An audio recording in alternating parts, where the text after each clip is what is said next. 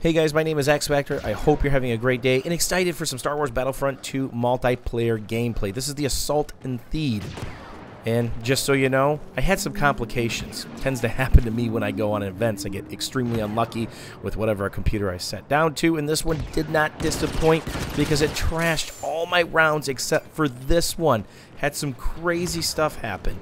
I'm not going to be able to share that with you, but we can go over my initial thoughts and impressions of the Star Wars Battlefront II multiplayer. And also, so you know, a couple things, disclosure, everything is cranked up to 11, so don't worry too much as I start talking about wrist rockets and actual rockets and grenades. Everything that goes boom hits like a truck, and that's actually built in just for this EA Play build. The other thing is, it's rigged. The assaulters cannot be stopped until the last set when it comes down to tickets. So this is the new game mode. We, as the troopers, need to stop the transport, which obviously I said you can't do right now, using these pickups, which work the health down. Now, you have to be exposed for a while. It's not just like a rocket launcher where you peek around the corner and pull the trigger. You have to focus on the transport, hold it for 4 to 5 seconds, and then it will shoot, taking out a chunk of health. But again, even if it were to get down to 0, you may see it in other people's gameplay, the transporter is not going to stop by any means. So nice thing about Star Wars Battlefront 2, and to some of my criticisms of the first game, is the developers have been listening. It's not as casual as the first one, reworking a lot of things, starting with the 4 major classes. You have the Assault, the Heavy Assault, the Officer, which is extremely important, and the Specialist, aka the Sniper. And they all have their respective abilities that you can swap out, but because this is the EA Play build, there's limited stuff. Now let's talk about progression and depth. How about 400 or so custom and unique star cards? Every ability has different levels. 4. And you can unlock these by grinding them out in game, and of course through microtransaction, which I'm actually okay with, because Star Wars Battlefront 2 is not hiding maps, weapons, or heroes behind DLC paywall. You can actually get everything for free as a community together. One of the first times that EA, or actually the first time Star Wars has been able to do such a thing. So no more bifurcating the community every time a DLC comes out. Some people don't buy the DLC, everybody that's got's playing it, and it kills off all the old maps and modes. So that's actually great news. Again, all of these star cards are reachable in-game by getting the unlocking system built in-game. So you can have 4 levels per ability. And again, because it's EA Play build, there are limited abilities and what you can and can't swap out. So right now I have a grenade. I have my second ability, which is a shotgun that does not cool down, hits like a truck, and then gives me more shotgun time as I'm killing people. My passive is actually heals me as I'm killing people as well. And the third unique thing for this class is I can disrupt players. They can't use their special abilities, and I believe their guns can overheat and will overheat faster. Now, the weapons are balanced extremely well. This is not somebody you want to be playing long range with. You're going to need a tap fire, maybe microburst, but you're not going to be overly effective at longer ranges. So the assault class needs to be up close and personal with a reduced health pool compared to something like the heavy assault. So the heavy assault, as you see, a couple of them so far, have these bubbles. They typically have sentries that they can pull up, which has a massive wind-up.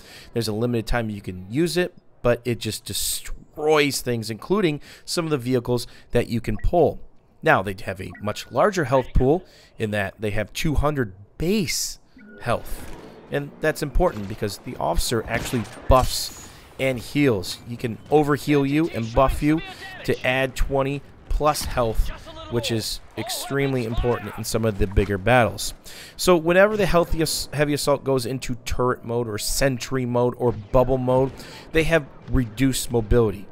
You're crawling ahead, you're not turning as fast, everything is slowed down. So if an assault or specialist gets behind you, or an officer drops a turret and you're torn between 2 ways, you can really get torn up. But heavy assaults are absolutely amazing for stopping flanks, stopping pushes, or even helping start a push when you actually get to the stairs. So there's a lot of times in which you're going to want to use them because they hit like a truck. Now, another thing that's been completely redone is the actual hero system, and this is good. No more camping for heroes on the battlefield. Instead, you're rewarded with battle points, as you can see in the UI here, for playing the objective, playing your class, and just basically killing everything in sight.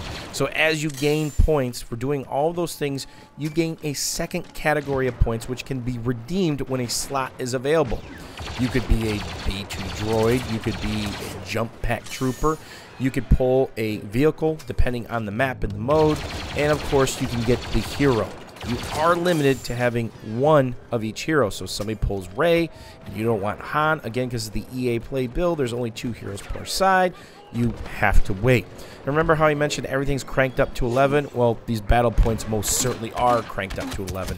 And there's actually one of the upgrades available. That's a B2, which they can do a ton of damage and have a wrist rocket that can one-shot any class in the game.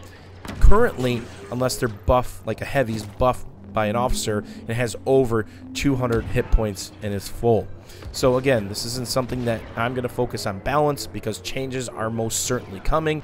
This is an EA Play build for a lot of the wow factor. So there you see one of my heavy's abilities, which is my shield, which will stay up as long as I want until I manually take it down or it eats X amount of damage. And there is a cooldown. Now you see me pull my heavy sentry, which is up for a limited time. It does not overheat, and it has a rather lengthy cooldown. But keep in mind that these abilities will have variance in them due to the nature of the 400 unique star cards available in Star Wars Battlefront II.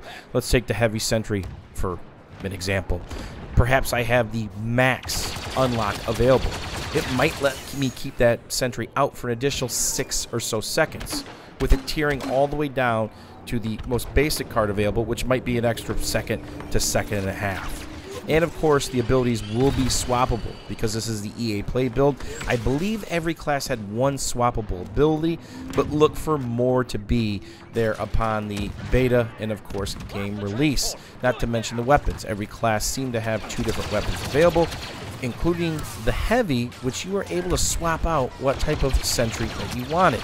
And this was a common scene. People played a lot of heavy because they hit like a truck.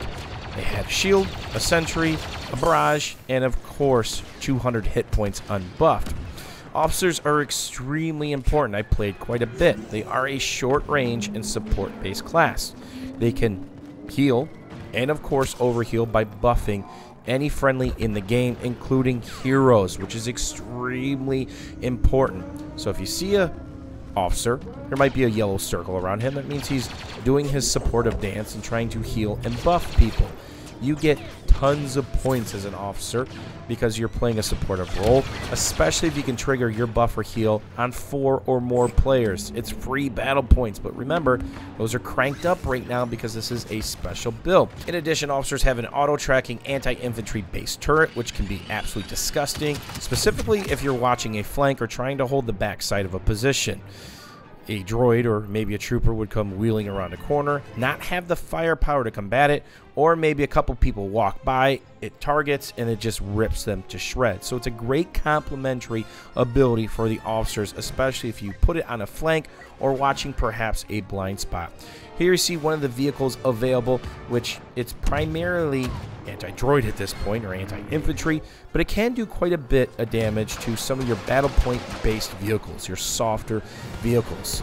And actually so can a heavy. If you go into sentry mode, I killed 7 or 8 of the enemy vehicles, just winding up my sentry, just doing it in one cooldown and just destroying them. So you really have to be careful when you're in a vehicle because you can get chewed up by a couple of the heavies. So there's one of my abilities showing my friendly teammates if there are enemies around within that sphere, and that's something that can be star carded and upgraded to various range. There you see a vehicle going boom.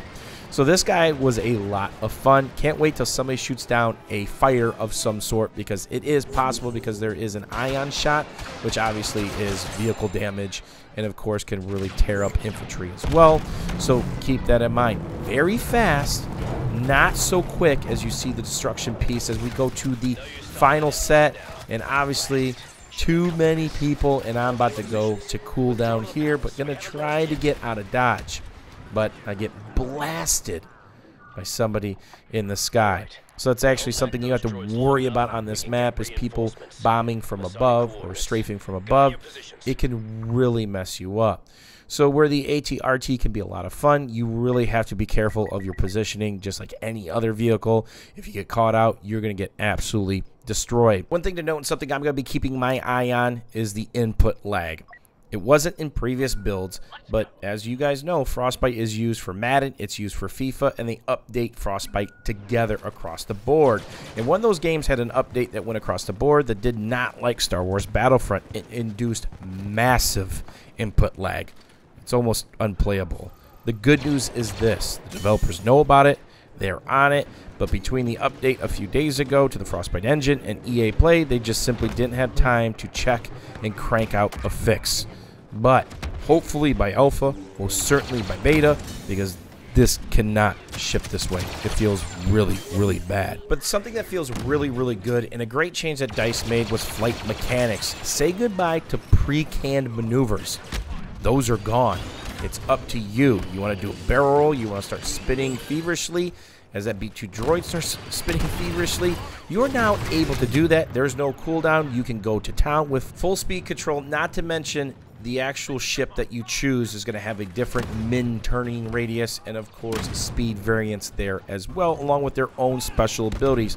So that paper rock scissor gameplay that's been around in the DICE shooters for a while comes back for Star Wars Battlefront 2 as I get force choked and somehow survive with a handful of hit points. Definitely don't want to see what's around that corner. All in all, I'm pretty impressed with Star Wars Battlefront 2. The developers have been listening. The game is not as casual as the first one, and it's not as hardcore as some of the previous Battlefield titles. I'd actually put it in between Star Wars Battlefront, the first EA title, and where Battlefield 1 is. There are some shared similarities with how the gunplay is actually playing out right now with the paper rock scissor of different weapons and ranges and how you might want to tap and burst fire based on what range you are, and of course manage your cooldown. And another neat change is you can actually manage your cooldown when you overheat two different ways. There's a green section and a yellow section. If you wait for the green section, it takes a little bit longer, but you cannot overheat for quite a while. So that actually might play into your advantage to actually shooting till you overheat, waiting to hit the green bar at the bottom, which is the money shot, so that you cannot overheat for quite a while, which is quite dirty if you're on a back rage, depending on what part of the map you're at. Overall, Star Wars Battlefront 2 is a ton of fun to play, and I think that they've made quite a few changes that should make you pretty happy as I get wrist rocketed again by the B2 droid compared to the first one. It's no secret that Star Wars Battlefront 1 lacked any sort of skill gap, was extremely casual, and lacked any sort of progression, depth, and customization. So it's good to see that DICE is addressing these, allowing for a lot of replayability. And for those of you that are progression chasers, you have a lot of work to do if you're looking to get everything via in-game grinding. As always, guys, thanks for watching, hanging out. Let me know what you guys think for now. I should have more footage to share with you in the next couple days, but that's all I got for now. Thanks for watching, and we'll see you guys soon.